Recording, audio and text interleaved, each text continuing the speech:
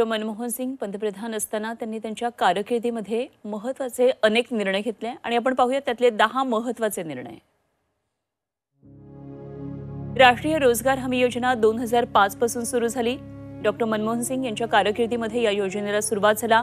Bharat America अणु करारही त्यांच्या कारकिर्दीत झाला।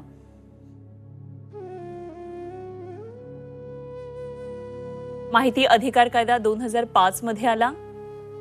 वन हक्क कायदा 2006 मध्ये, 2009 मध्ये शिक्षण हक्क कायदा पारित झाला। राष्ट्रीय अन्न सुरक्षा कायदा, भूसंपादन कायदा 2013 मध्ये आला। आधार कार्ड सुरू करण्याचा महत्त्वाचा निर्णय त्यांच्याच कारकिर्दीत झाला। आर्थिक उदारीकरणामध्ये डॉक्टर मनमोहन सिंग यांचं मोलाचं योगदान आहे।